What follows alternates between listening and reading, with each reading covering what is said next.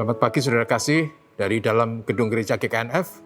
Saya menyapa dan mendoakan saudara supaya saudara diberi rahmat, sehat, anugerah, dan kasih Tuhan atas hidup saudara.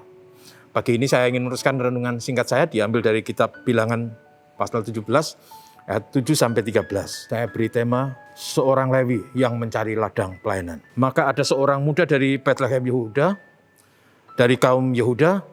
Ia seorang Lewi dan tinggal di sana sebagai pendatang. Lalu orang itu keluar dari kota Bethlehem, Yehuda, untuk menetap sebagai pendatang di mana saja ia mendapat tempat. Dan dalam perjalanannya, sampailah ia ke pegunungan Efraim di rumah Mika. Bertanyalah Mika kepadanya, engkau dari mana? Jawab kepadanya, aku orang Lewi dari Bethlehem Yehuda. Aku pergi untuk menetap sebagai pendatang di mana saja mendapat tempat.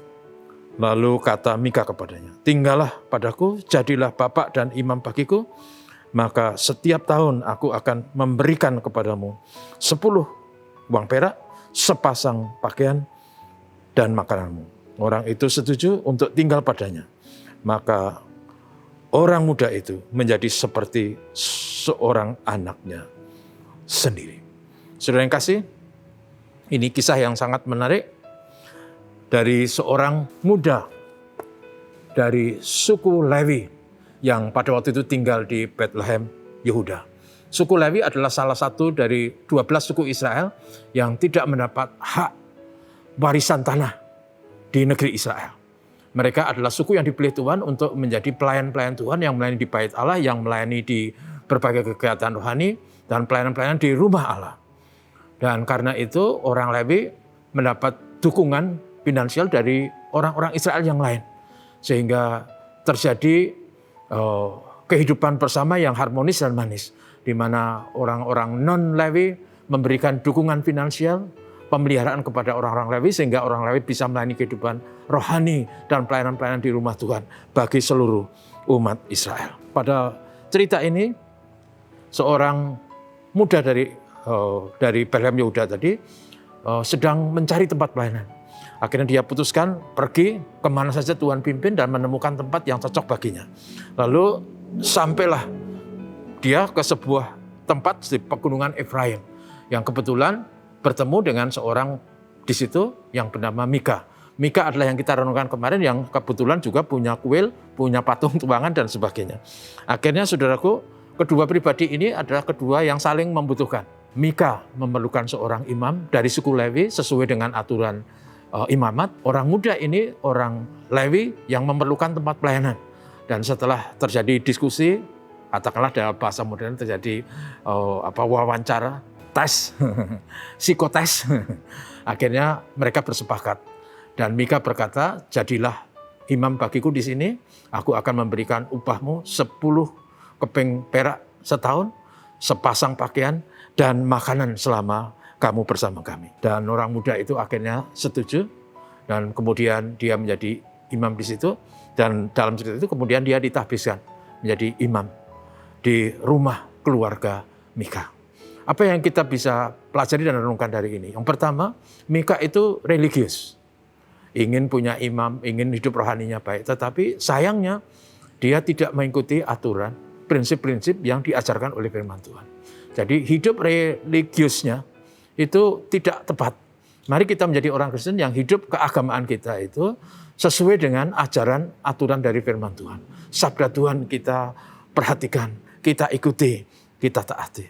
Mika juga orang yang rela berkorban, bahkan dia rela membayar seorang imam di rumahnya, memberi pakaian, makanan. Itu juga sangat baik. Tetapi saudaraku, sesungguhnya Mika itu agak egois. Sebenarnya hidup religius kita itu harus dirasakan oleh orang lain. Pelayanan kita harus dirasakan oleh orang lain. Jangan egois hanya untuk diri sendiri. Mari kita menjadi berkat. Karena itu Tuhan Yesus katakan, hendaklah kamu menjadi terang, menjadi garam. Jadi jangan egois seperti Mika. Kemudian kembali kepada orang muda tadi, orang Lewi. Orang Lewi itu menurut saya, ya dia bagus pergi pelayanan. Tapi sayangnya menurut saya, dia tidak mengikuti juga aturan-aturan yang sesungguhnya, karena dia mau menjadi imam satu keluarga yang notabene punya patung tuangan yang mestinya dia akan menolak itu. Paling tidak dia mau menjadi imam asal patung tuangan disingkirkan. dan seterusnya. Jadi saudaraku, orang muda ini sebenarnya adalah seorang pelayan yang profesional dalam bahasa kita. Hanya demi uang, demi kehidupan. Nah, saudara, saya ingin mari kita menjadi orang Kristen yang baik dan doakanlah para pendeta yang melayani kita, para hamba Tuhan, supaya mereka menjadi hamba Tuhan dalam arti yang sebenarnya. Bukan yang hanya cari makan, hanya yang cari kehormatan. Tapi hamba Tuhan yang memberikan hidup, dedikasi, talenta, dan waktunya untuk Tuhan. Doakanlah supaya Anda dan gereja Tuhan menjadi berkat bagi sesama. Mari kita berdoa. Tuhan, terima kasih. Kami belajar dari orang muda bernama seorang muda dari suku Lewi, kami juga belajar dari Mika. Kami rindu bahwa kami menjadi orang Kristen yang juga religius, yang perhatikan hal rohani, tapi tidak egois. Kami juga rindu menjadi orang Kristen yang rela berbagi dan berkorban.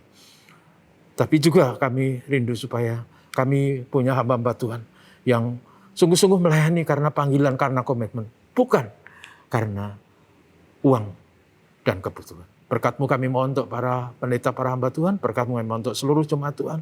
Supaya kami menjadi umat yang benar di hadapan Tuhan. Terpujilah nama-Mu. Bapa, terima kasih. Haleluya. Amin. Tuhan berkati saudaraku, selamat pagi.